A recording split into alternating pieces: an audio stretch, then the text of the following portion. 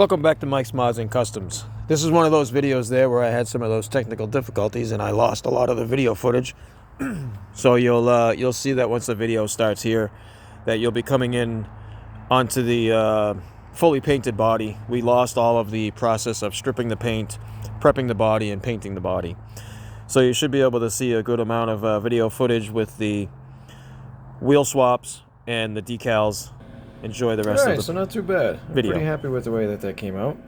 It's not so perfect right there across the front, and there's a couple of little boogers in there, but you know what? It's a race truck. That came out way better than I expected, honestly. I haven't had much luck in the past taping and painting, so yeah, I'm pretty happy with that. I'm gonna run with it.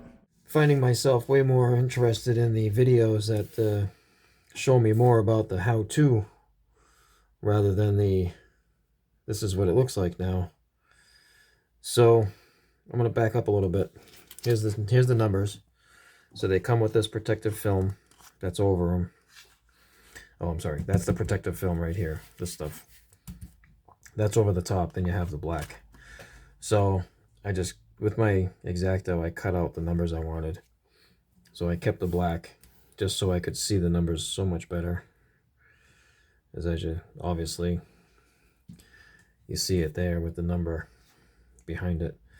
So then I cut out a piece of the protective paper, about the same size. And now I have that. It's kind of hard to see, but there's the number. Then the big tip and trick was the tape. So I'm going to take this, place it onto the door where I want it. And I guess it's worth mentioning that this truck has one coat of flat clear on it. Just like with doing regular decals, I put clear over it before I did this. So then, our friend Scotch tape. Take the piece of protective film and stick it to your tape. So there I have that with a piece of dog hair in there, but that's okay, it's on the outside. So then put that directly over your number, stick the tape to your truck, casting, car, whatever you're using. And that's how I got that far. And then re-rub. And I'm using this toothpick. It's got this flat edge on it. It seems to work out pretty good. So I'm using the sharper edge to it right now. But as I rub it more and more, I'll spin that toothpick, if you will. Now I'm using the flat side of it. So I'm just rubbing it. I don't recall there being a set time. Like I said before, they said in the video I watched that we would look for a change of color on the numbers, but again, this time around I don't see it. I'm going to do this once more on the roof with the number 27. Number 27 is my number that goes on everything. It was my dad's birthday, October 27th. But I used to race a lot of RC cars. Every car I raced RC, I had number 27 on it. So that's why it's going on this truck as well. So now let's see. Peel this tape off. If I can get lucky with this 2 in a row, guys, this is great. With the kind of crap luck I've had the last couple weeks trying to do diecast work, it hasn't been very good. This will be great. Now, there it is. Sweet. I'm very excited about that. I hope you guys like the way that looks. I hope I passed along a little bit of education to guys to show you how that's done. And I'm going to get to work on finding the right size for the roof. And then I'll show you that final result when I come back. Hold on. Alright guys, so here we are back with the Nash truck here. We got the number decals on there. We got some flat clear coat on there to protect the numbers.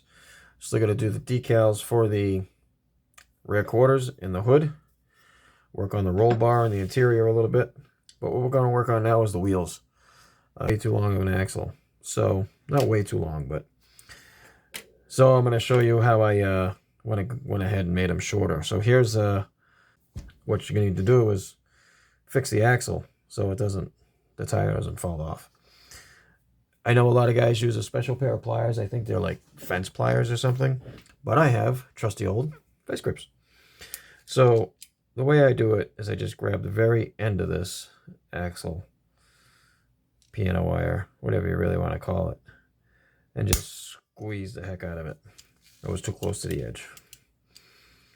So you're just going to squeeze it. Get right on the very edge as close as possible. And squeeze it with your vice grips, but that's not enough. Back it off, but holding it tight still. Tighten up your vice grips. Do it again. Loosen it up.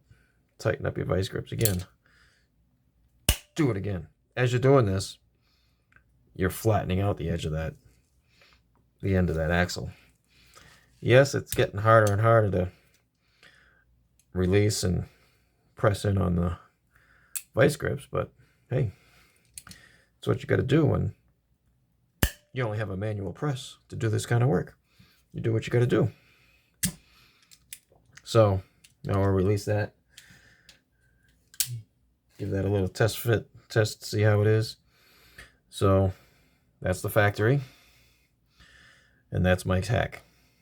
It's not horrible. Tire's not falling off. So now let's give it a fit and see how it's going to be in there. That's going to be much better. Now I have to be really careful with this because this chassis was getting a little fragile when I started. I think I already cracked one side of it. Then I'm going to have to weld the frame. I can hear the Chevy haters already. Yeah, the frame's rotted. So, to give you an idea how this is going to look, I think it's going to look pretty sweet. Get that in there. That in there. There's our ride. So, there we go. This video is sponsored by Hobbytown. Hobbytown is an awesome hobby store where you can find all your hobby needs. They provide a vast variety of hobby products, including tools and supplies, spray paints, and airbrush supplies, as well as toys, games, radio-controlled items, trains, models, all your fun stuff. To find your local Hobbytown, just go to www.hobbytown.com. Use the store locator at the top center of the homepage to find the most fun Hobbytown closest to you. Again, that website is www.hobbytown.com. Remember, at Hobbytown, we make your free time awesome. All right, so here we are back again with some more decal application on the race car theme build. I got the, excuse me, I got the Mike's Mods and Customs decal on the hood, our number 27s, and I got the Mike's Mods and Customs decal on the top of the bed. Come on, focus. And then I'm going to work on some more of these dry transfers. So I did this off camera because I was super nervous that I was going to screw it up. And I did have a little bit of an issue with these ones on the back. I had to redo them a couple times. But that one came out pretty cool right away. No problems, no issues. See if I can focus in on that a little better. Nope, not going to happen. Sorry. So anyways, I'm going to come up with some of these ones next. I'm going to do some fenders, rear quarters. That's going to be next. I'm going to let those decals sit and cure. And then I'm going to go forward with some more of these. And we'll get to finishing up this project here. So hang on. I'll be right back with some more. All right, so here we are at the final reveal for Diecast Graveyard's race car invitational build. So what we've come up with is the NAS truck. And I gotta say, I'm pretty impressed. Probably one of my favorite builds yet. I love the color scheme. That's been my colors, my numbers. I got the turn 4. I got the Mike's Mods and Custom logo on the front. I got it on the back. I did some dry transfer experiments. It didn't come out so perfect. Got the roll cage back in there. These yellow raised letter Goodyear Eagle tires. Did minor detail on the bottom, the exhaust, drivetrain, that kind of thing. So I'm just going to go ahead and get this thing set up onto the turntable. Let it take a couple spins around for you guys to take a look at it all. So, like I said, this is the Invitational race car build-off with Diecast Graveyard and Paul over there.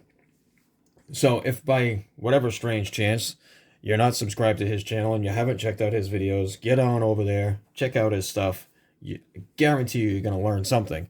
He is a phenomenal builder, phenomenal guy. This is my first build-off with him. So, Diecast Graveyard. Uncle Paulie over there has got a lot of really great tips. So I'm super excited about this one. This one was a lot of fun. It came out really good. I learned a lot. Dry transfer decals take a little bit of a different technique, as you've seen. So, yeah, really excited about it. Had a lot of fun building it. If you haven't hit that subscribe button with my channel yet, please go right ahead and do so. Give me a big old thumbs up there with the like button. And leave me a comment down below. I love to read all the comments, and I try to reply to every one of them. So that's all I got for you for today for this episode of Mike's Mods and Customs NASCAR Invitational Build-Off with my number 27 Mike's and Mods and Customs sponsored NAS truck. Thanks for watching. We'll see you again next time.